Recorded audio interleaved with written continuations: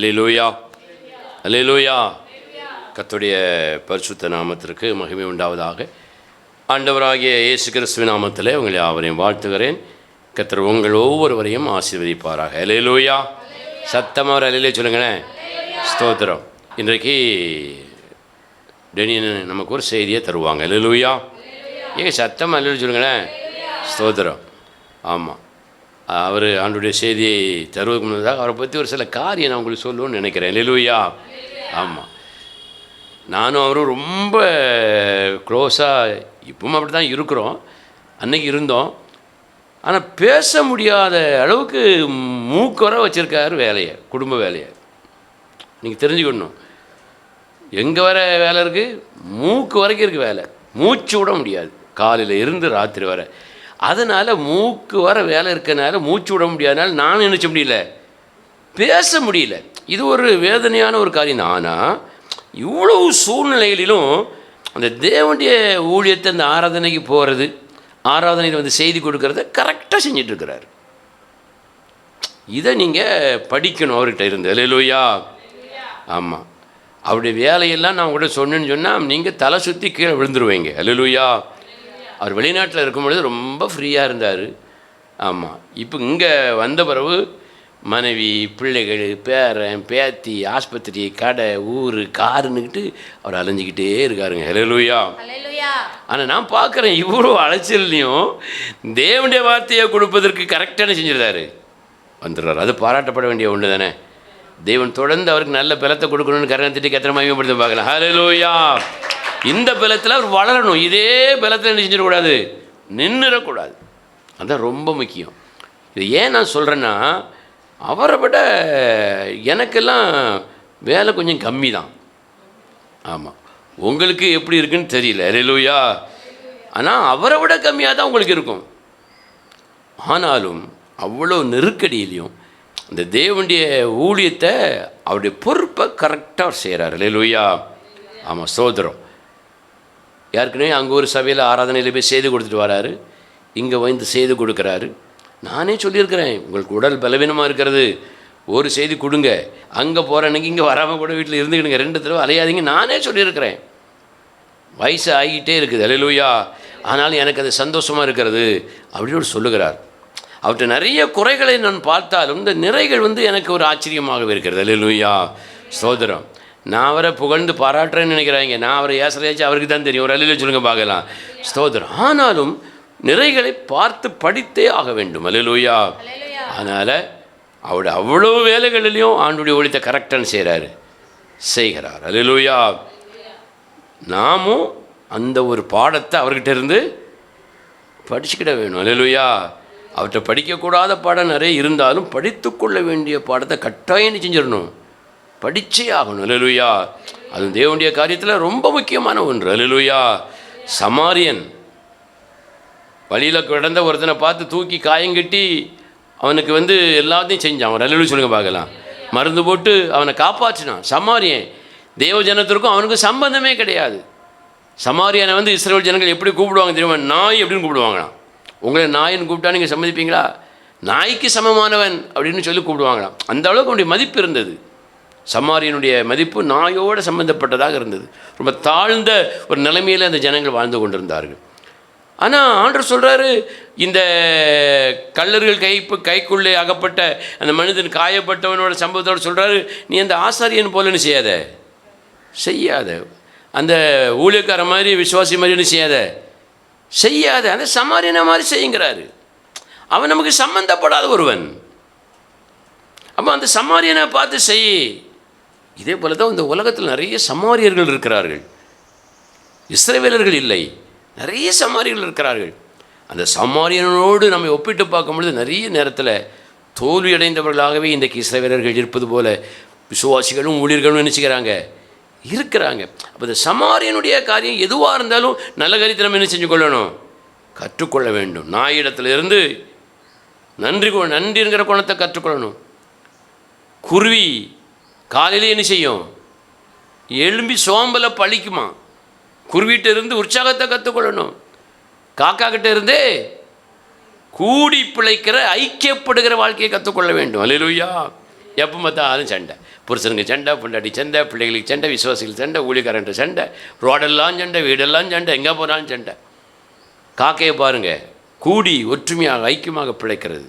அதை பார்த்து கற்றுக் கொடுக்குறோம். காக்கா தானே, குருவி தானே அப்படி நம்ம நினைக்கக்கூடாது. நல்லவைகளை எங்கிருந்தாலும் என்ன செஞ்சிடணும், கற்றுக்கொள்ளுங்கள். அல்லேலூயா. அதனால் அவரை நான் பாராட்டி ஆகணும். தேவன் அவருக்கு தொடர்ந்து வளர்க்கணும். தேவன் அவர் ஆசீர்வதிப்பார். அந்த குடும்பம் முழு ரட்சிக்கப்படணும். அதுக்காக நீ ஜெபம் பண்ணுங்க. அல்லேலூயா. ஆமாம், எப்படி இருந்தாலும் தேவன் அந்த குடும்பத்தை ரட்சிக்கணுங்கிறது என்னுடைய ஆழமான பாரமான ஒரு காரியம். அல்லேலூயா. பவுல் சொன்னது போல இஸ்ரவேல் ஜனங்கள் ரட்சிக்கப்படுவதே எனக்கு விருப்பம் அப்படின்னு மாதிரி. அதனால் இந்த நாளில் அந்த குடும்பத்திற்காக தனிப்பட்ட முறையில் நீங்கள் ஜெபிங்க. அந்த சகோதரனுக்காக ஜெபிப்போம். அந்த சகோதரன் நம்ம மத்தியில் வந்து அவனுடைய வார்த்தையை நமக்கு தருவார்கள். அல்லேலூயா. கரங்களை தட்டி கர்த்தரை மையப்படுத்துங்க பார்க்கலாம். ஸ்தோத்திரம் ஸ்தோத்திரம் ஸ்தோத்திரம். அல்லேலூயா ஸ்தோத்திரம். அல்லேலூயா. கர்த்தருடைய பரிசுத்த நாமத்துக்கு மகிமை உண்டாவதாக. அருமையான ஒரு நண்பர் கிடைத்திருக்கிறார். உங்களுக்கெல்லாம் அப்படி யாரும் கிடச்சிருக்காங்களான்னு தெரில. உங்கள் குறைகளை உங்களிடம் சுட்டி காண்பிப்பவர். அல்லேலூயா. நம்முடைய குறைகளை வேற யாருடைய நண்பரோட எல்லாம் சொல்லாமல் என்னிடம் என் குறைகளை சுட்டி காட்டக்கூடிய ஒரு அருமையான நண்பர் கிடைத்திருக்கிறார். அதற்காக என் தேவனை நான் துதிக்கிறேன், ஸ்தோத்தரிக்கிறேன். அல்லேலூயா. சரி, இது நேரடியாக நாம் செய்திக்குள்ளாக கடந்து செல்லுவோம். எடுத்தவர்கள் வாசிக்கும்படி கேட்டுக்கொள்கிறேன். சகரியா புஸ்தகம் 1வது அதிகாரம் 18வது வார்த்தை. நான் என் கண்களை ஏறெடுத்து பார்த்தபோது இதோ 4 கொம்புகளை கண்டேன். 4 கொம்புகளை கண்டேன். அவைகள் என்னவென்று என்னோட பேசின தூதனை கேட்டேன். அவைகள் என்னவென்று என்னோட பேசின தூதனை கேட்டேன். அதற்கு அவர், இவைகள் யூதாவையும் இஸ்ரவேலையும் எருசலேமையும் சிதறடித்த கொம்புகள் என்றார். அல்லேலூயா. அல்லேலூயா. போதும். ஒரு தரிசனத்தை பார்க்கிறார் சகரியா. சகரியா என்றால் 3 சகரியாவை குறித்து நாம் வேதத்தில் பார்க்கலாம். அல்லேலூயா. ஒரு சகரியா வந்து எலிசபெத்தினுடைய கணவர் சகரியா. இன்னொரு சகரியா வந்து 2 ராஜாக்களின் புஸ்தகம் 14வது அதிகாரம் 29வது வார்த்தை இவ்விதமாக சொல்கிறது. யோரோயாம் இஸ்ரவேலின் ராஜாக்களாகிய தன் பிதாக்களோடு நித்திரை அடைந்த பின் அவன் குமாரனாகிய சகரியா அவன் ஸ்தானத்தில் ராஜாவானான். அல்லேலூயா. இப்படி சகரியா ஒரு ராஜாவாக இருந்தார். சகரியா ஒரு எலிசபெத்தின் கணவனாக இருந்தவர். இதெல்லாம் வேறு வேறு சகரியா. இங்கு நாம் வாசித்த சகரியாவோ தீர்க்க தரிசிகளில் ஒருவனாக தேவ ஊழியத்தை செய்யக்கூடியவனாக இருந்தார். அல்லேலூயா. இந்த சகரியாவுக்கு தான் கர்த்தர் ஒரு தரிசனத்தை கொடுக்கிறார். அந்த தரிசனத்தை கொடுத்தது மாத்திரமல்லாமல் அதை குறித்து அந்த தரிசனம் அவருக்கு ஒன்றுமே புரியல. 4 விதமான கொம்பு என்றால் நான் விளக்கி சொல்ல வேண்டிய தேவையில்லை இல்லையா? மாட்டு கொம்பு பார்த்துருப்பீங்க, ஆட்டு கொம்பை பார்த்துருப்பீங்க, மான் கொம்பை பார்த்துருப்பீங்க. சரி, 4 விதமான கொம்புகளை அவர் காண்பிக்கிறார். காண்பித்து விட்டு அவருக்கு தான் புரியலையே. அவர் உடனே அந்த தூதனிடம் கேட்கிறார், இந்த கொம்புகள்னா இது என்ன ஐயா, இதை குறித்து என்னோட பேசுங்கள் என்று சொல்லும் பொழுது அவர்கள் சொல்லுகிறார், அது தூதன் என்னோடே பேசின தூதனை கேட்டேன். அதற்கு அவர், இவைகள் யூதாவையும் இஸ்ரவேலையும் எருசலேமையும் சிதறடித்த கொம்புகள். அல்லேலூயா. சிதறடித்த கொம்புகள். இவைகள் ஆசீர்வாதமான கொம்புகள் அல்ல. தரிசனங்கள் என்றால் ஆசீர்வாதத்தை மட்டும்தான் பார்ப்பாங்க என்று தவறாக நாம் எண்ணக்கூடாது. அல்லேலூயா. எச்சரிப்புக்காக தரிசனம் சொல்பவர்கள் உண்டு. கர்த்தர் தன்னுடைய பிள்ளைகளை எச்சரிக்க செய்யும்படி அப்படி தரிசனங்களை சொல்லுபவர்கள் உண்டு. ஆகவே இந்த இடத்தில் அன்பான என்னுடைய பிள்ளைகளே, நீங்கள் எச்சரிக்கையாக இருக்கும்படி உங்களுக்கு 4 விதமான கொம்புகளை குறித்து நான் சொல்ல விரும்புகிறேன். இவைகள் யூதாவையும் இஸ்ரவேலரையும் எருசலேமையும் சிதறடிக்கக்கூடிய கொம்புகள். யூதா என்றால் துதிக்கக்கூடியவர்கள், சபையிலே 10 பேர் வந்திருந்தாங்கன்னா 5 பேர் தான் நல்லா துதிப்பாங்க. அல்லேலூயா. 5 பேர் எவ்வளவுதான் முக்கி வாயை திறந்து துதியுங்க துதியுங்க துதியுங்கன்னு சொன்னால் அவங்க துதிக்க போகிறதே இல்லை. அப்படி தான் இருப்பாங்களே ஒழிய வாயை திறந்து துதிக்கக்கூடிய நமக்கு வாய்ப்பு தந்த அந்த சபையிலே அந்த வாய்ப்புகளை பயன்படுத்தி கொள்ளாமல் வீணாகி செய்து கொண்டு இருக்கக்கூடியவர்கள் துதிக்காதவர்கள். சரி, ஆனால் இங்கே துதிப்பவர்களையும் ரெண்டாவது இஸ்ரவேலர்களையும், இஸ்ரவேலர்கள் என்றாலும் தேவ ஜனங்கள் தான், தேவன் தெரிந்தெடுக்கப்பட்ட ஜாதி இஸ்ரவேலரையும் எருசலேமையும், எருசலேம் என்ற நகரத்திலே தங்கி வாழக்கூடிய தேவனுடைய பிள்ளைகள். மொத்தத்தில் இந்த மூன்றுமே ஒரே இதைத்தான் குறிக்கிறது, தேவ பிள்ளைகள். இவர்களை சிதறடிக்கக்கூடும். அல்லேலூயா. இப்போ புரியுதா? இந்த கொம்புகள் ஒற்றுமையாக இருப்பவர்களை பிரிக்கக்கூடிய கொம்புகள். அதை முதலில் நாம் புரிந்து கொள்ள வேண்டும். நீதிமொழிகளின் புஸ்தகம் 29:18 சொல்லுகிறது, தீர்க்க தரிசனம் இல்லாத இடத்தில் ஜனங்கள் சீர்கட்டு போவார்கள், வேதத்தை காக்கிறவனோ பாக்கியவான். அல்லேலூயா. இப்போ நாங்கள் இந்த ஞாயிற்றுக்கிழமை ஈவினிங் நேரத்தில் கொஞ்ச நேரம் சில வார்த்தைகளை பேசிவிட்டு ஜெபித்து கடந்து சொல்லுவோம், ஒரு 4-5 பேர். அதில் ஒருத்தர் சகோதரனுக்கு ரொம்ப வருத்தம் என்னென்னா, இந்த காலத்திலலாம் தீர்க்க தரிசிகளை பார்க்க முடியல, யாரும் தீர்க்க தரிசி இல்லை, அப்போ அந்த சபை சீர்கட்டு தானே போகும் அப்படிங்கிறது மாதிரி அவருடைய ஒரு எண்ணம், அதை வெளிப்படுத்தினார். அப்போ தீர்க்க தரிசி எங்கே உள்ளோ அங்கே தான் நான் போவேன், அதனால் தீர்க்க தரிசிகள் இருக்க இடம் பார்த்து சொல்லுங்க அப்படின்னு அவர் கேட்கிறார். அருமையான தேவ ஜனமே, இந்த வேதத்தில் உள்ள தீர்க்க தரிசனங்களே இன்னும் முடியாமல் இருக்கிறது. அல்லேலூயா. இந்த வேதத்தில் உள்ள தீர்க்க தரிசனங்களின் அர்த்தங்களை கூட புரியாத மூடர்களாக இருந்து கொண்டு இனி எனக்கு தீர்க்க தரிசனம் வேணும், இனி எனக்கு தீர்க்க தரிசனம் வேணும் என்று சொல்லக்கூடியவர்களை நாம் என்ன செய்வது? எப்பா, இந்த வேதத்தில் உள்ள எத்தனை தீர்க்க தரிசனங்கள் இருக்கிறது என்றாவது தெரியுமா? அல்லது இந்த தீர்க்க தரிசிகள் சொன்ன அந்த தீர்க்க தரிசன வார்த்தைகளுக்கு அர்த்தமாவது புரியுமா? அவைகளை முதலில் புரிந்து கொள்ளுவோம், அதற்கு பிறகு புதிய தீர்க்க தரிசனங்களை குறித்து நாம் தேடுவோம் என்று சொல்வோமானால் அவன் இப்படித்தான் சொல்லுவான், உங்களுக்கு தீர்க்க தரிசனத்தை பற்றி ஒன்றும் தெரியாது. அல்லேலூயா. ஆனால் அருமையான தேவ ஜனமே, இந்த வேத புஸ்தகத்தில் உள்ள தீர்க்க தரிசனங்களை குறித்து நாம் முதலில் அறிந்து கொள்ளுவோம். கர்த்தர் நமக்காக எழுதி வைத்த அந்த தீர்க்க தரிசனங்கள், அவைகளில் என்ன அர்த்தங்கள் பொதிந்திருக்கின்றன, நம்முடைய வாழ்க்கைக்கு அந்த தீர்க்க தரிசனங்களை நாம் எப்படி பயன்படுத்துவது என்பதை நாம் புரிந்து கொண்டோம் என்றால், அருமையான தேவ ஜனமே, புதிய தீர்க்க தரிசனங்களை நோக்கி நாம் ஓட மாட்டோம். இந்த ஒரு தீர்க்க தரிசனத்தையே நம்மளால் சரியாக நடந்து கொள்ள முடியாது. அப்படி இருக்க எத்தனை தீர்க்க தரிசிகள் சொன்னாலும் புரியாதவர்களாகத்தான் இருக்கும். தானியேலின் புஸ்தகம் 12:7 சொல்லுகிறது, வலது கரத்தை தம்முடைய இடது கரத்தையும் வானத்துக்கு நேராக ஏறெடுத்து ஒரு காலமும் காலங்களும் அரைக்காலமும் செல்லும் என்றும் பரிசுத்த ஜனங்களின் வல்லமையை சிதறடித்தல் முடிவு பெறும்போது இவைகள் எல்லாம் நிறைவேறி தீருமென்றும் என்றென்றைக்கும் ஜீவித்திருக்கிறவர் மேரில் ஆணையிட கேட்டேன். அல்லேலூயா. சிதறடித்தல், பரிசுத்த ஜனங்களின் வல்லமையை சிதறடித்தல் இனி இப்போ நடந்து கொண்டிருக்கிறது. பரிசுத்த ஜனங்களாகிய நம்மை சிதறடிக்க சாத்தான் வகை தேடிக் கொண்டிருக்கின்றான் தேவ ஜனமே. அது மாத்திரமல்லாமல் 1 யோவான் 1:3 சொல்லுகிறது, நீங்களும் எங்களோட ஐக்கியம் உள்ளவர்களாகும்படி நாங்கள் கண்டும் கேட்டும் இருக்கிறதை உங்களுக்கு அறிவிக்கிறோம்.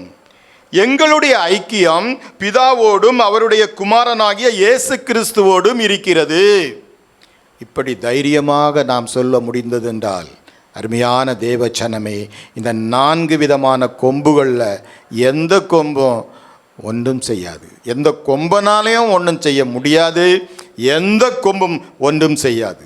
ஆனால் இந்த வார்த்தைக்கு கீழ்ப்படியக்கூடிய பிள்ளைகளாக நாம் இருக்க வேண்டும். அல்லேலூயா. சரி, 1 யோவான் 1:6 சொல்லுகிறது. அதுக்கு அடுத்த வார்த்தை, நான் அவரோட ஐக்கியப்பட்டவர் என்று சொல்லியும் இருளிலே நடக்கிறவர்களாக இருந்தால் சத்தியத்தின்படி நடவாமல் பொய் சொல்கிறவர்களாக இருப்போம்.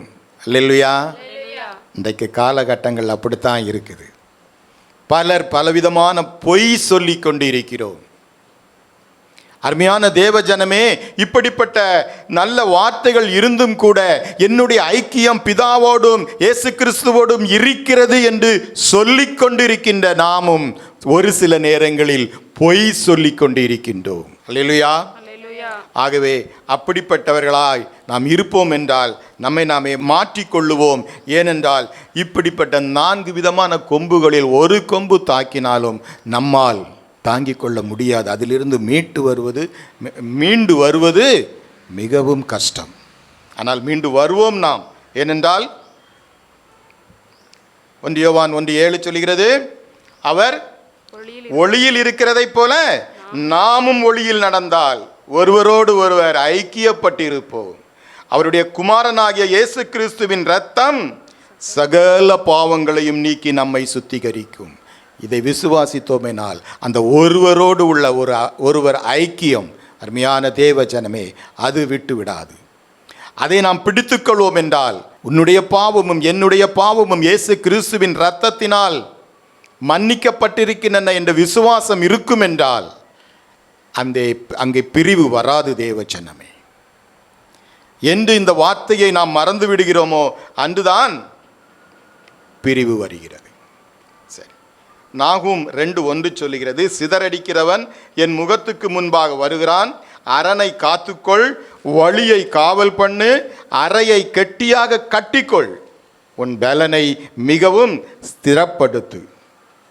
என்ன சொல்லுகிறது என்றால், இந்த 4 கொம்புகளை குறித்து வாசித்தோமே, அந்த கொம்புகளின் வேலை இஸ்ரவேல் ஜனங்களை, அதாவது நம்முடைய ஜனங்களை சிதறடிப்பது. அதை குறித்து தான் ஒரு சில வார்த்தைகளை பார்த்து கொண்டு இருக்கிறோம். சிதறடிக்கக்கூடியவன் உன் முகத்துக்கு முன்பாக வருகிறான். அப்போ அது என்ன, நம்ம எவ்வளவு ஜாக்கிரதையாக இருக்கணும். அரணை காத்துக்கொள், வழியை காவல் பண்ணு, அறையை கெட்டியாக கட்டிக்கொள், உன் பலனை மிகவும் ஸ்திரப்படுத்து. அல்லேலூயா. இப்படி பிரிவுகளுக்கு, பிரிவினைவாதிகளிடமிருந்து நாம் தப்பித்துக் கொள்வதற்கு மிகவும் உறுதியான மனதுடன் இந்த வார்த்தைகளை நாம் கீழ்ப்படிய கற்றுக்கொள்ள வேண்டும். அல்லேலூயா. அதனால தான் ரோமர் 12:17 சொல்லுகிறது, அசதியாயிராமல் ஜாக்கிரதையாக இருங்கள், ஆவியிலே அனலாக இருங்கள், கர்த்தருக்கு ஊழியம் செய்யுங்கள். அல்லேலூயா. ஒரு சில நேரங்களாவது ஊழியம் செய்ய வாருங்கள். பாடல் ஆராதனை, துதி ஸ்தோத்திர ஆராதனை என்று எத்தனை சங்கீத ஆராதனை, சங்கீத நேரங்கள், வேத வாசிப்பு, தேவ செய்தி, தேவ ஜெபம், இப்படிப்பட்டவைகளில் உறுதியாய் நாம் கர்த்தருக்கு ஊழியம் செய்யக்கூடியவர்களாக இருக்க வேண்டும். நான்லாம் வெளிநாட்டில் இருக்கும் பொழுது ஜெபியுங்கள் என்று சொல்லி ஒரு குறிப்பிட்ட பாயிண்டை கொடுக்கும் பொழுது உடனடியாக எங்கேருந்தாவது ஸ்தோத்திரம் கர்த்தாவேன்னு சொல்லிட்டு ஆரம்பிச்சிடுவாங்க. 4 பேர் ஆரம்பிப்பாங்க. யார் சத்தம் அதிகமாக இருக்கோ அவங்கள ஜெபிக்க சொல்லிவிட்டு மற்ற 3 சத்தமும் அடங்கிடும். அவ்வளவு தீவிரமாக இருப்பார்கள் ஜெபிப்பதற்கு. துதி ஸ்தோத்திரம் நடத்தும் பொழுது இது துதியின் நேரம், கர்த்தரை நாம் துதிப்போம் என்று தான் சொல்லுவார் பாஸ்டர். அங்கே அனல் பறக்கும். ஸ்தோத்திரம் ஸ்தோத்திரம் ஸ்தோத்திரம் ஸ்தோத்திரம் கர்த்தாவே ஸ்தோத்திரம். ஏறக்குறைய 30-40 பேர் இருப்போம். அந்த இடம் அப்படி அசையக்கூடிய அளவுக்கு கர்த்தரை துதித்து கொண்டிருப்போம். ஆம் தேவ ஜனமே, இவ்விதமாக நம்மை கட்டிக்கொண்டால் மாத்திரமே, காத்து கொண்டால் மாத்திரமே நாம் அந்த கொம்புகளில் இருந்து தப்பிக்க முடியும். என்ன கொம்புகள் என்று பார்ப்போம்.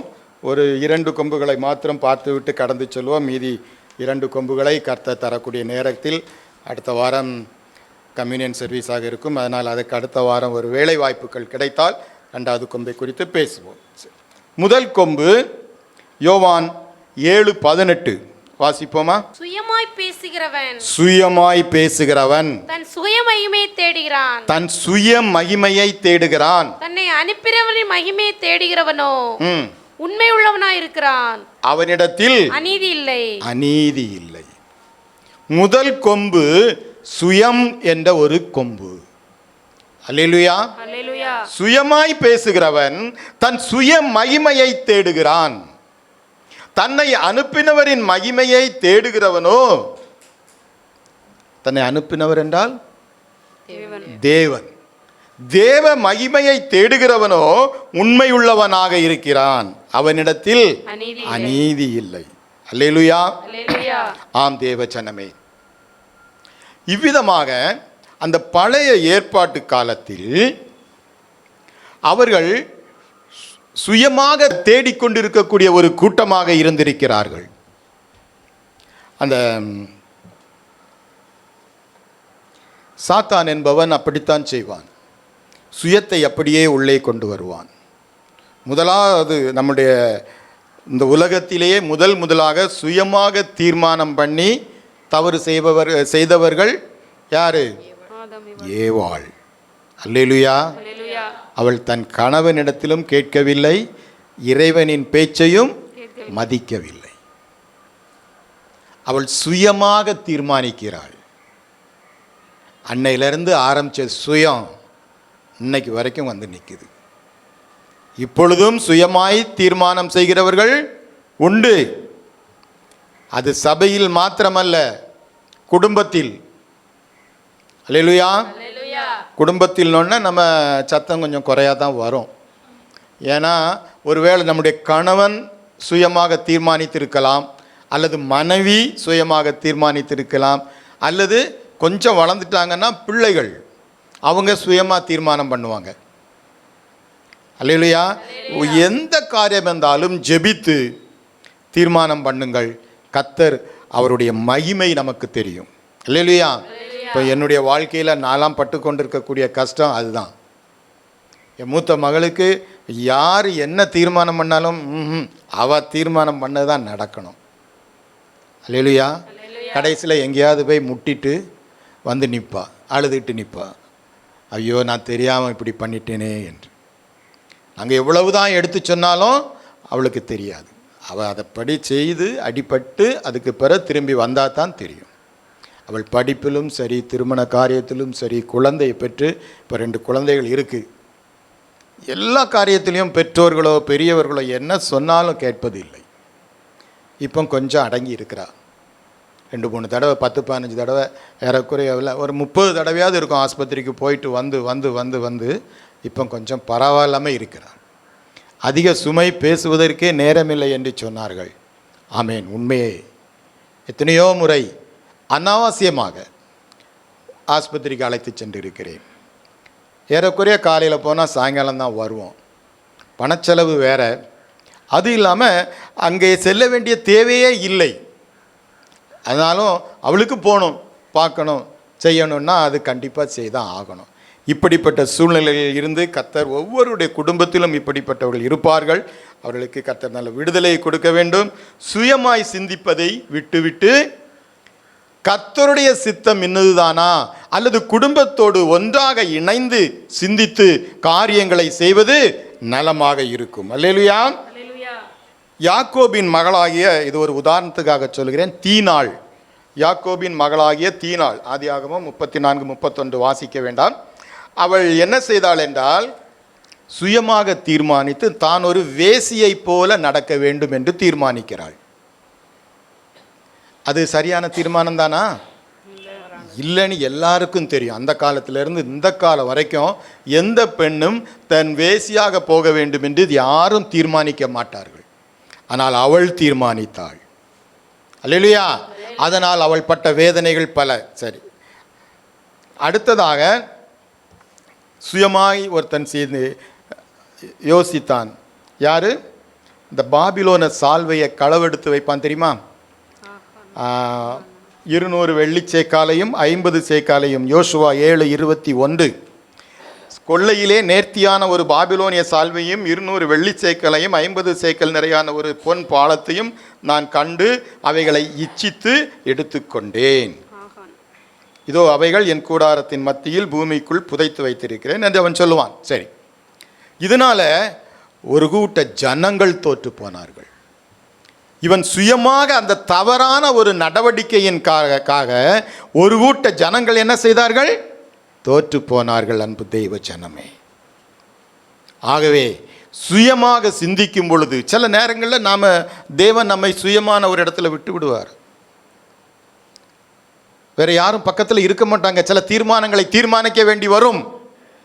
அப்பொழுது நான் சுயமாக தீர்மானிப்பேன் என்று சொல்வதை விட என் இறைவன் என்னோடு இருக்கிறார், எப்பொழுதும் நான் தேவனிடம் கேட்டு நான் தீர்மானம் பண்ணுகிறேன். அல்லேலூயா. அப்படி தீர்மானம் பண்ணுகிறவர்கள் கர்த்தர் அவர்களை ஆசீர்வதிப்பார். இயேசு கிறிஸ்துவை பாருங்கள். அதுக்கு முன்பாக ஏசாயா 58:8 சொல்லுகிறது, என் நினைவுகள் உங்கள் நினைவுகள் அல்ல, உங்கள் வழிகள் என் வழிகளும் அல்ல என்று கர்த்தர் சொல்லுகிறார். சாதாரண மனுஷன் சொல்லல, கர்த்தர் சொல்லுகிறார், என் வழிகள் என் நினைவுகள் உங்கள் நினைவுகள் அல்ல, என்னுடைய சிந்தனை உங்கள் சிந்தனை அல்ல. தெளிவாக சொன்ன பிறகு கூட நாமே தீர்மானத்தை எடுத்துக்கொண்டு நாம் மாட்டிக்கொள்ளுவோம். அல்லேலூயா. யோவான் 8:42. இந்த உலகத்திலே மிக பெரியவர் யார்? இந்த உலகத்தில் மிக பெரியவர் நமக்கு தேவன், இயேசு கிறிஸ்து. தேவன் பரலோகத்தில் இருக்கக்கூடியவர். இந்த உலகத்தில் நமக்காக பிறந்து இறங்கி வந்தவர் இயேசு கிறிஸ்து. சரி, அவர் என்ன சொல்லுகிறார்? யோவான் 8:42 சொல்லுகிறது, இயேசு அவர்களை நோக்கி, தேவன் உங்கள் பிதாவாயிருந்தால் என்னிடத்தில் அன்பாய் இருப்பீர்கள், ஏனெனில் நான் தேவனிடத்திலிருந்து வந்திருக்கிறேன், நான் சுயமாக வரவில்லை, அவரே என்னை அனுப்பினார். அல்லேலூயா. நான் சுயமாக வரவில்லை, சுய சிந்தனையோடு நான் வரவில்லை, தேவ சித்தத்தின்படி அவர் என்னை அனுப்பினார்.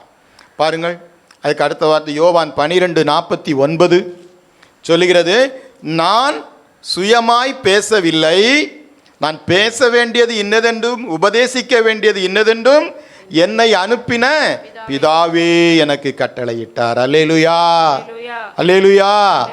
பிதாவே எனக்கு கட்டளையிட்டார். இயேசு கிறிஸ்துவே இந்த வார்த்தையை சொல்லும் பொழுது நீங்களும் நானும் எம்மாத்திரம். அல்லேலூயா.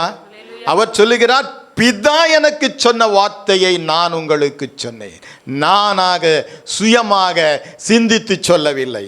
அல்லேலூயா. இதே தான் என்ன 2 வார்த்தையை யோவான் 5:30 சொல்லுகிறது, நான் என் சுயமாய் ஒன்றும் செய்கிறதில்லை, நான் கேட்கிறபடி நியாயம் தீர்க்கிறேன், எனக்கு சித்தமானதை நான் தேடாமல் என்னை அனுப்பின பிதாவுக்கு சித்தமானதை நான் தேடினபடியினால் என் தீர்ப்பு நியாயமாக இருக்கிறது. அல்லேலூயா. அது மாத்திரமல்லாமல் அவர் கெத்செமனே தோட்டத்திலே என்ன செய்தார், என்ன சொன்னார்? மத்தேயு 26:39 சற்று அப்புறம் போய் முகம் குப்புற விழுந்து, என் பிதாவே இந்த பாத்திரம் என்னை விட்டு நீங்க கூடுமானால் நீங்கும்படி செய். இதுதான் அவர் சித்தம். அல்லேலூயா. அவ்வளவு வேதனை, வரப்போக்கூடிய வேதனைகளும் அடிகளையும் பார்த்துட்டு ஒரு நிமிடம் அவர் வேதனைப்பட்டு விட்டார். அவர் சொல்லுகிறார், இந்த பாத்திரம் என்னை விட்டு நீங்க கூடுமானால் நீங்கும்படி செய்யும், ஆகிலும் என் சித்தம்படி அல்ல உம் சித்தப்படியே ஆக கடவது என்றார்.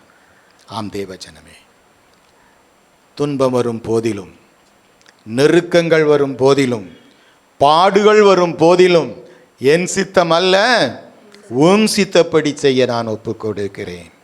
உங்களாலும் என்னாலும் முடியுமா? அது துன்பம், பாடுகள், கஷ்டங்கள் வரும்போது கூட கர்த்தருடைய சித்தத்தை, தேவ வார்த்தைகளை மதிக்க, அதன்படி நடக்க நாம் கற்றுக்கொள்ள வேண்டும். அல்லேலூயா.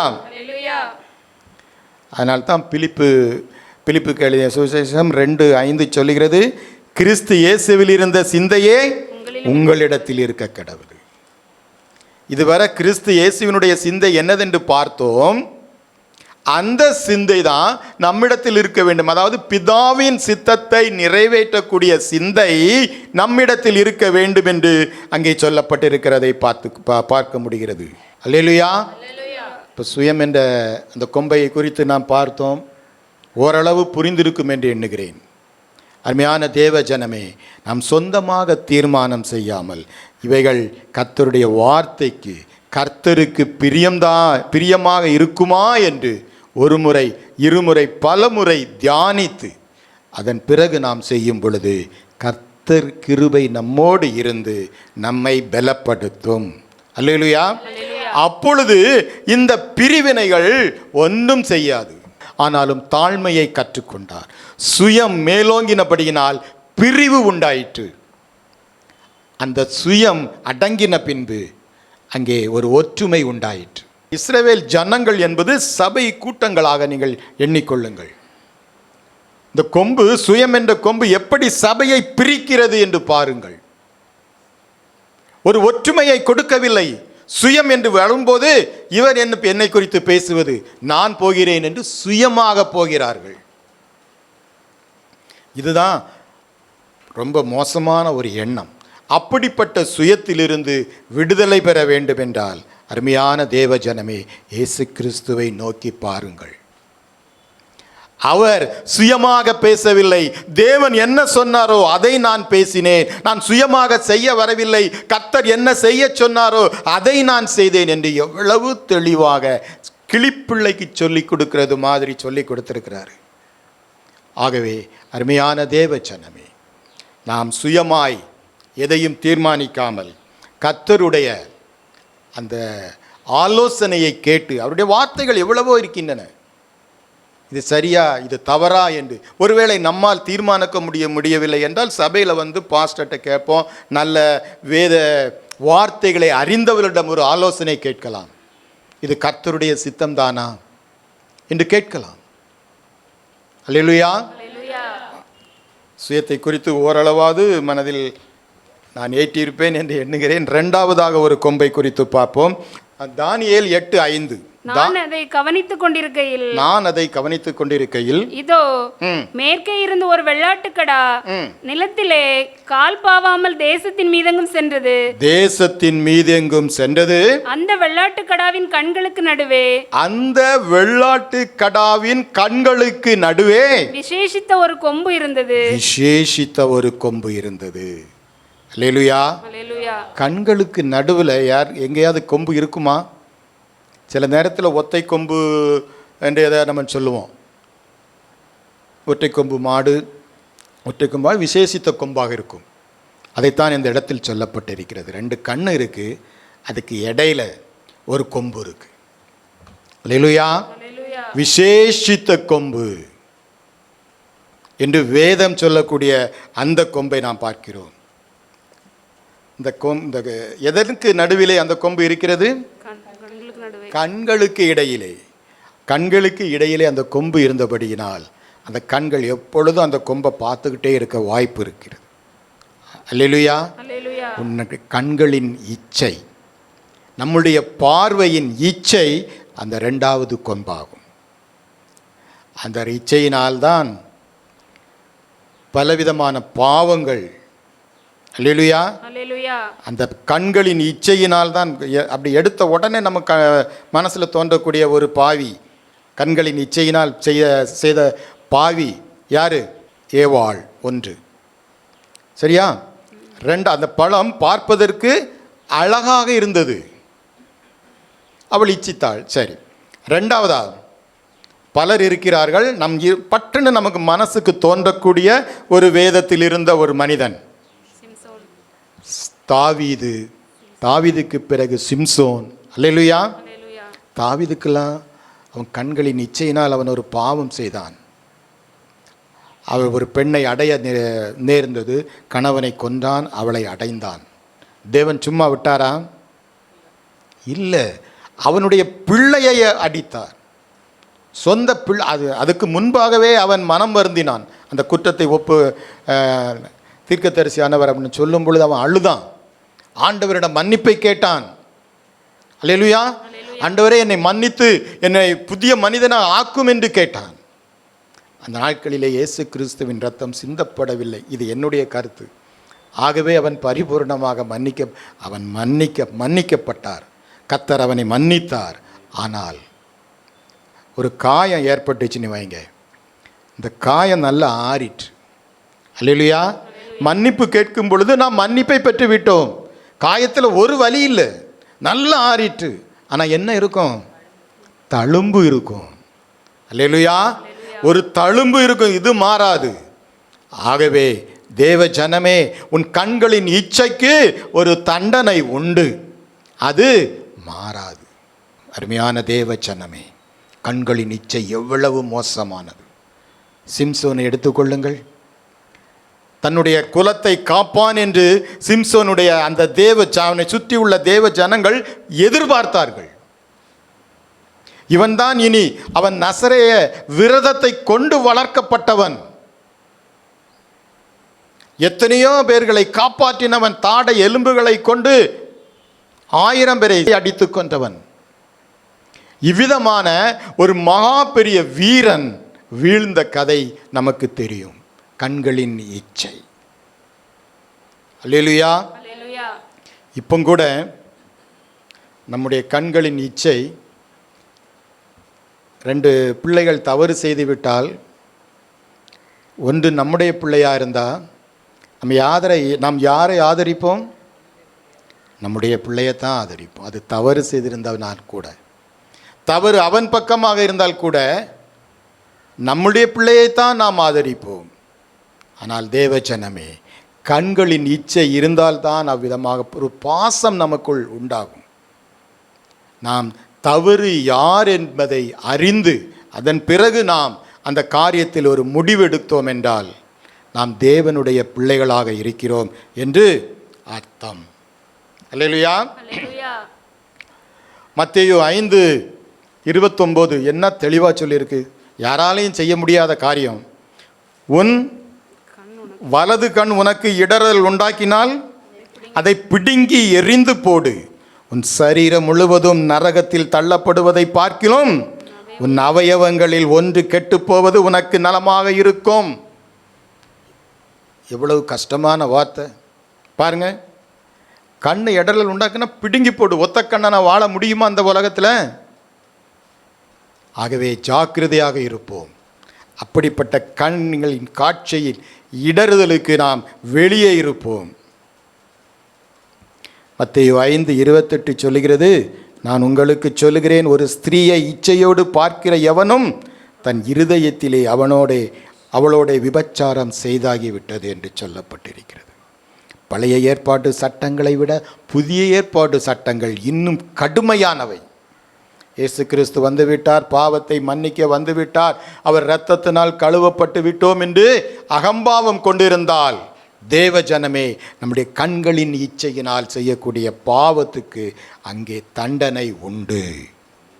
நீ மன்னிப்பு கேட்டாலும் சரி, மன்னிப்பு கேட்காவிட்டால், சகல பாவங்களையும் மன்னிக்கிற அந்த இரத்தம் நமக்கு இருக்கிறது. ஆனாலும் ஜாக்கிரதையாக இருக்க வேண்டியது நம்முடைய கடமை. யாக்கோபு 1:15 சொல்லுகிறது, பின்பு இச்சையானது கர்ப்பம் தரித்து பாவத்தை பிறப்பிக்கும், பாவம் பூரணமாகும் பொழுது மரணத்தை பிறப்பிக்கும். அல்லேலூயா. இந்த கண்களின் இச்சை தான் மரணத்தை பிறப்பிக்கும் என்று சொல்லப்பட்டிருக்கிறது. நீதிமொழி 6:32 சொல்லுகிறது, ஸ்ரீயுடனே விபச்சாரம் பண்ணுகிறவன் மதிகெட்டவன், அப்படி செய்கிறவன் தன் ஆத்துமாவை கெடுத்து போடுகிறான். ஒரு ஆத்துமா கெட்டு போச்சுன்னா என்ன பிரயோஜனம் தேவ ஜனமே? ஆகவே கொஞ்சம் நாம் சிந்தித்து பார்ப்போம். நம்முடைய கண்களின் இச்சையினால் ஆத்துமாவை கெடுத்து போடுகிற அந்த பாவங்களில் இருந்து விலகாவிட்டால் என்ன நடக்குமாம்? நம்முடைய ஜனங்களில் இருந்து நாம் பிரித்தெடுக்கப்படுவோம், உடைக்கப்படுவோம். ஆனால் தான் அந்த தரிசனத்தை காண்பித்து இஸ்ரவேல் ஜனங்களை எச்சரிக்கையாக இருக்க சொல்லுகிறார். 1 கொரிந்தியர் 6:9 சொல்கிறது, அநியாயக்காரர் தேவனுடைய ராஜ்யத்தை சுதந்தரிப்பதில்லை என்று அறியீர்களா? வஞ்சிக்கப்படாதிருங்கள். வேசி மார்க்கத்தாரும் விக்கிரக ஆராதனைத்தாரும் விபச்சாரக்காரரும் சுய புணர்ச்சிக்காரரும் ஆண் புணர்ச்சிக்காரரும் என்று அது சொல்லிக்கொண்டே போகும். திருடர், பொருளாசைக்காரர், வெறியர், உதாசீனர், கொள்ளைக்காரர் தேவனுடைய ராஜ்யத்தில் சுதந்தரிப்பதில்லை. கண்களின் இச்சையிலே அவ்வளவு கொடுமை இருக்கிறது. அல்லேலூயா. இப்படிப்பட்ட பாவங்களின் நிமித்தமாக நாம் நரகத்துக்கு செல்ல வேண்டி வரும். ஆகவே அந்த சுயம் என்ற ஒரு கொம்பு நமக்கு இருக்கும் என்றால் நாம் என்ன செய்யலாம்? குடும்பத்தை உடைப்பார்கள், சபையை உடைப்பார்கள். தான் என்ற அகந்தையினால் சுயம் நம்மில் மேலோங்கி வரும் பொழுது நட்புகள் உடையும். என் சொந்த பந்தங்கள் கூட, பிள்ளைகள், பெற்றோர்கள் என்ற பந்தங்கள் கூட உடையும். ஆகவே அருமையான தேவ ஜனமே, அந்த யூதாவும் இஸ்ரவேலரும் தேவ ஜனங்களும் அவர்கள் ஒற்றுமையாக இருக்க வேண்டுமென்றால், கர்த்தருடைய பிள்ளைகள் ஒன்றாக வாழ வேண்டுமென்றால் சுயம் அழிக்கப்பட வேண்டும். கண்களின் இச்சை மாற்றப்பட வேண்டும். அல்லேலூயா. கர்த்தர் தாமே நம்மை ஆசீர்வதிப்பாராக. கர்த்தருடைய பரிசுத்த நாமத்திற்கு மகிமை உண்டாகட்டும். நல்ல ஒரு செய்தியை நாம் கேட்டிருக்கிறோம். அல்லேலூயா. மூச்சு முட்டை வேலையை வச்சுக்கிட்டு இப்படி ஒரு செய்தியை கொடுப்பது உண்மையிலே ஒரு பெரிய அற்புதம் தான் சொல்லணும். அழைச்சிருக்க பார்க்கலாம். ஸ்தோத்திரம். அதனால் அந்த செய்தியை உங்களுக்கு கொஞ்சம் விளக்கி சொல்ல நான் விரும்புகிறேன். சகரியா தீர்க்கதரிசி ஒரு தரிசனத்தை பார்க்கிறான். அதில் 4 கொம்புகளை பார்க்கிறான். 4 கொம்புகள் சிதறடிக்கிற கொம்புகளாக முளைத்திருந்தது என்று அவர் கண்டதாக வேதம் சொல்லுகிறது. அல்லேலூயா. 4 கொம்பு என்ன செஞ்சுதான்? சிதறடித்தது. சிதறடித்தல் என்று சொன்னால் பரவலாக்குதல் அப்படின்னு அர்த்தம். ஒரு பொருளையோ, ஒரு குழுவையோ, ஒரு கூட்டத்தையோ பிரித்து விடுறது, ஒற்றுமையை உருக்குலைப்பது, அது ஒரு சிதறடிக்கிறதுக்கு அர்த்தமாக சொல்கிறாங்க. அடுத்தால அழிப்பது, உடைத்து சிறு சிறு துண்டுகளாக உடைத்து பொடியாக்கி பவுடராக்கி ஊதி விட்டுறது, இது சிதறடிக்கிற 2வது அனுபவம். அதாவது பிரிப்பது, சிதறடித்து பிரிப்பது, அழிப்பது, வெவ்வேறு திசைகளுக்கு அவர்களை என்ன செய்வது? பிரித்து விடுவது. இப்படி சிதறடிக்கிறதுக்கு நிறைய விளக்கம் சொல்லியிருக்காங்க. அப்போ கொம்புகள், சிதறடிக்கிற கொம்புகள் வந்துட்டுனாலே நம்ம முதல்ல என்ன செய்யும்? பிரிக்கும், நம்ம பரவலாக்கும், அழிச்சிரும். அல்லேலூயா.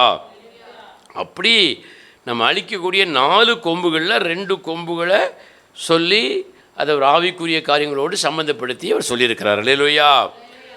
கொம்பு அவர் சொன்ன பேர் என்னது? சுயம். சுயம் என்றால் செல்ஃபிஷ்னு அர்த்தம். சுய புத்தி என்பது அர்த்தம். அல்லேலூயா. சுயம் என்றால் என்னுடைய சுய புத்தி, சுய அறிவு, சுய சிந்தனை, சுய எண்ணம். இவைகள் நம்ம என்ன செஞ்சிருமா? சிதறடிச்சிடும். நம்ம சிதறடிக்கும், நம்ம கூட இருக்கிற ஆள் என்ன செஞ்சிடும்?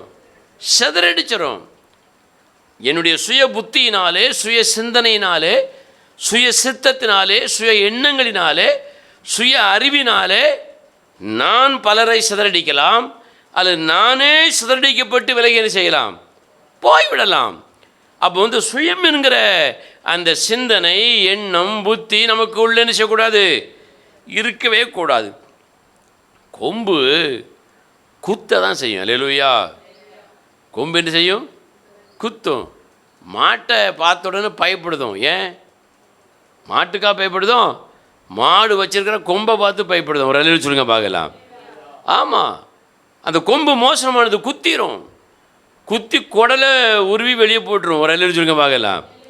இது சுயமாக ஏற்படுகிற சிந்தனைகளினுடைய தாக்கம், சித்தங்களுடைய தாக்கம், எண்ணங்களுடைய தாக்கம், சுய அறிவு, சுய புத்தியுடைய தாக்கம். இதனால் உடைவது யாருன்னு பார்த்தீங்கன்னா, சுய புத்தி உள்ள மனிதர்கள் முதல்ல உடைவார்கள்.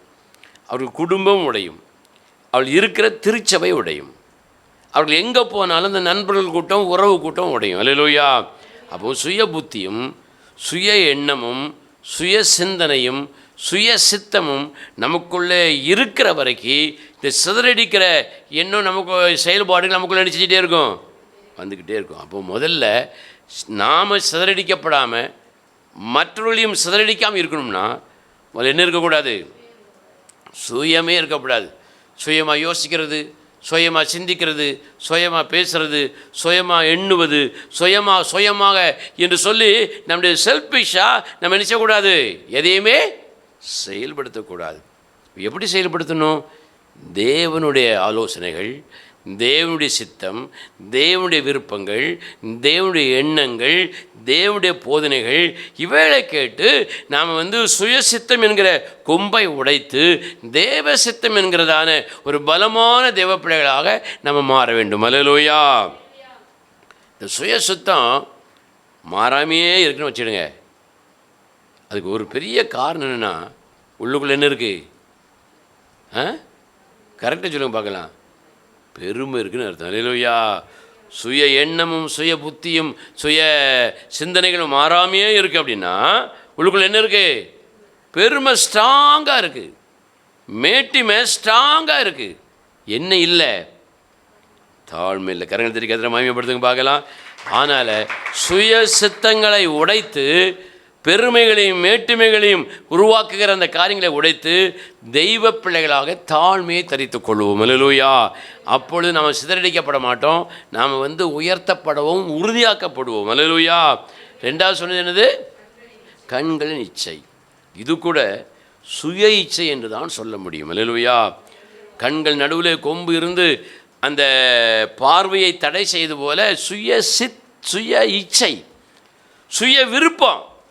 நான் இப்படி தான் இருப்பேன், நான் இப்படி தான் வாழுவேன், நான் இதை தான் சாப்பிடுவேன், இதை தான் குடிப்பேன், இங்கே தான் போவேன், இப்படி தான் வருவேன். இப்படி நம்ம சுய விருப்பத்தை நாம் முக்கியப்படுத்தும் பொழுது அங்கே என்ன உண்டாகிறது? ஒரு கொம்பு உண்டாகி அது நம்மையும் நம்ம கூட எல்லாரும் என்ன செஞ்சுக்கிறது? உடைத்து விடுகிறது, சிதறடித்து விடுகிறது, அழித்து விடுகிறது, பிரித்து விடுகிறது. அல்லேலூயா. அப்போ சுய சித்தத்தை களையணும், சுய இச்சை என்ன செய்யணும்? களையணும். அல்லேலூயா.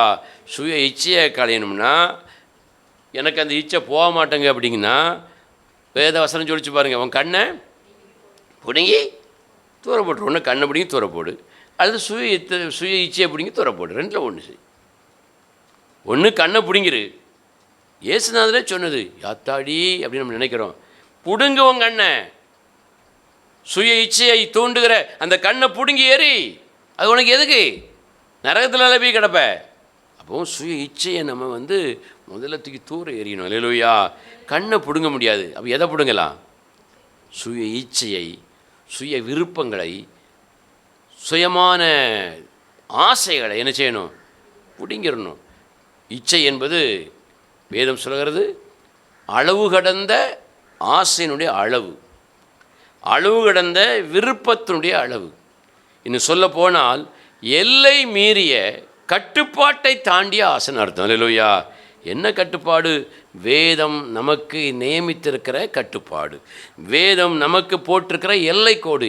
இதை தாண்டி நான் சுய இச்சையாக என் மனைவி சொன்னால், என் புருஷன் சொன்னால், என் பிள்ளைகள் சொல்லிச்சு, என் நண்பர்கள் சொன்னாங்க, அவங்க சொன்னாங்க, பாஸ்டர் சொன்னாங்க, விசுவாசி சொன்னாங்கன்னு அந்த இச்சையோடு இணைந்து ஓடுவோமானால் ஓடுவோம். அது என்ன செஞ்சிடும்? ஒரு காலகட்டத்தில் சிதறடிச்சிடும், பிரிந்து போக செய்யும், சுக்குநூறாக்கி விடும், அழித்து விடும். அல்லேலூயா. ஆகவே சுய புத்தி என்கிற சுய சித்தத்தோடு வாழ்கிற அந்த கொம்பை இன்னைக்கே பிடிங்கி செஞ்சிடும், தூர போட்டுரும். சுய இச்சை என்கிற சுய விருப்பங்களையும் சுயமான ஆசைகளையும் உருவாக்கி அதன்படி நடக்க ஆசைப்படுகிற அந்த கொம்பை என்ன செஞ்சிருவோம்? பிடுங்கி தூர போட்டுருவோம். தூர போடலைன்னா முதல்ல அது யார்கிட்ட இருக்கோ அவங்கள தான் முதல்ல சிதறடிக்கும். உங்ககிட்ட இருந்தால் உங்களை சிதறடிக்கும், என்கிட்ட இருந்தால் என்ன சிதறடிக்கும். அல்லேலூயா. அடுத்தால உங்கள் குடும்பத்தில் உள்ளவங்களை உங்களை விட்டு தூர சிதறடிக்கும். அடுத்தால திருச்சபையாரை உங்களை விட்டு விலைக்கு சிதறடிச்சிடும். யோசிங்க. அல்லேலூயா. சுய புத்தி, சுய இச்சை இரண்டுமே ஆபத்தான கொம்புகள் என்று ஒரு அருமையான ஆலோசனை நம்ம கேட்டோம். அல்லேலூயா. அப்படி எழும்பி நின்று ஆண்டவரே சுய இச்சையும் சுய சித்தமும் இருக்கிற அந்த ஆபத்தான கொம்புகளை எங்களை விட்டு அப்புறப்படுத்தும் ஆண்டவரே. இது அநேகரை முட்டி மோதி காயப்படுத்துகிறது, அநேகரை வேதனைப்படுத்துகிறது, இதனால் பாதிக்கப்படுகிறது. கொம்பை வைத்திருக்கிற நான், கொம்பினாலே குத்துகிற அநேகர் என்பதை உணர்கிறேன் அப்பா. என்னை ஒப்பு கொடுக்கிறேன். அப்படி வாய்த்தது ஒப்பு கொடுங்க பார்க்கலாம். ஹல்லேலூயா ஹல்லேலூயா ஹல்லேலூயா. மெய்யாகவே தேவன் தந்த நல்ல ஆலோசனை கேட்க ஸ்தோத்திரம் பண்ணுவோம். ஹல்லேலூயா ஹல்லேலூயா ஹல்லேலூயா.